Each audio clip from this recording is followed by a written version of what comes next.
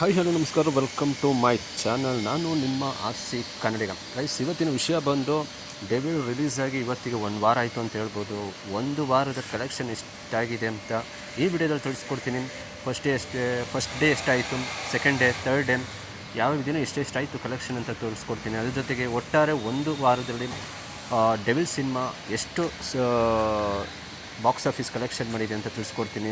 Record ಮಾಡಿದೆಯಾ ಇಲ್ವಾ, ಹಾಕಿದ ಬಂಡವಾಳ ವಾಪಸ್ ಬಂದಿದೆ ಇಲ್ವಾ ಅಂತ A to Z ಇದರಲ್ಲಿ ತಿಳಿಸ್ಕೊಡ್ತೀನಿ. ಬನ್ನಿ, ಫಸ್ಟ್ ವೀಕ್ ಕಲೆಕ್ಷನ್ ಎಷ್ಟು ಅಂತ ನೋಡೋಣ. ಗೈಸ್, ಈ ಸಿನಿಮಾವು ಮೊದಲನೇ ದಿನ ಒಳ್ಳೆ ಓಪನಿಂಗ್, ಗ್ರ್ಯಾಂಡ್ ಓಪನಿಂಗ್ಗೆ ತೊಗೊಳ್ತು ಅಂತ ಹೇಳ್ಬೋದು. ಮೊದಲನೇ ದಿನ ಬಂದುಬಿಟ್ಟು ಈ ಸಿನಿಮಾ 13,80,00,000 ಕಲೆಕ್ಷನ್ ಮಾಡಿದೆ ಅಂತ ಹೇಳ್ಬೋದು. ಒಳ್ಳೆ ಓಪನಿಂಗ್ ಅನ್ಬೋದು. ಸ್ಯಾಂಡಲ್ವುಡ್ಡಲ್ಲಿ, ಅದು ಕನ್ನಡ ಸಿನಿಮಾದಲ್ಲಿ ಒಳ್ಳೆ ಓಪನಿಂಗ್ ತೊಗೊಂಡಿದೆ ಅಂತಲೇ ಹೇಳ್ಬೋದು. ಇನ್ನು ಎರಡನೇ ದಿನ 3,40,00,000 ಕಲೆಕ್ಷನ್ ಮಾಡಿದೆ ಅಂತ ಹೇಳ್ಬೋದು. ಇನ್ನು ಮೂರನೇ ದಿನ ಶನಿವಾರ ಈ ಸಿನಿಮಾ ಶನಿವಾರಕ್ಕೆ ಸ್ವಲ್ಪ ಏರಿಕೆ ಆಗಿದೆ ಅಂತ ಹೇಳ್ಬೋದು, 3,80,00,000. ಇನ್ನು ಭಾನುವಾರ ಸಂಡೇ ಎಲ್ಲರಿಗೂ ರಜಾ ಇರೋ ಕಾರಣ ಈ ಸಿನಿಮಾ 4 ಕೋಟಿ ಗಳಿಸಿದೆ ಅಂತ ಹೇಳ್ಬೋದು.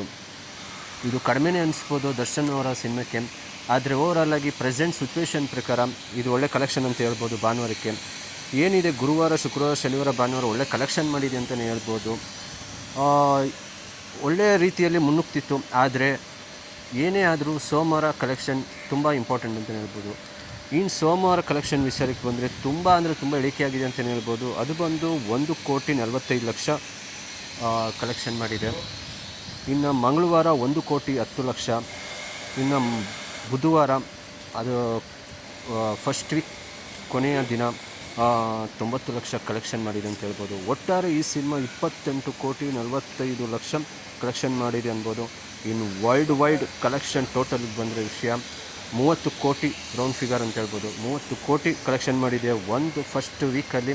ಡೆವಿಲ್ ಸಿನಿಮಾ 30 ಕೋಟಿ ಕಲೆಕ್ಷನ್ ಮಾಡಿ ಮುನ್ನುಗ್ತಿದೆ ಅಂತಲೇ ಹೇಳ್ಬೋದು. ಆದರೆ ಗೈಸ್, ಈ ವಿಡಿಯೋ ನಿಮಗೇನಾದರೂ ಇಷ್ಟ ಆದರೆ ಲೈಕ್ ಮಾಡಿ, ಶೇರ್ ಮಾಡಿ, ಕಮೆಂಟ್ ಮಾಡಿ. ಮತ್ತೆ ನೆಕ್ಸ್ಟ್ ವಿಡಿಯೋದಲ್ಲಿ ಸಿಗ್ತೀನಿ. ಅಲ್ಲಿವರೆಗೂ ನಮಸ್ಕಾರ.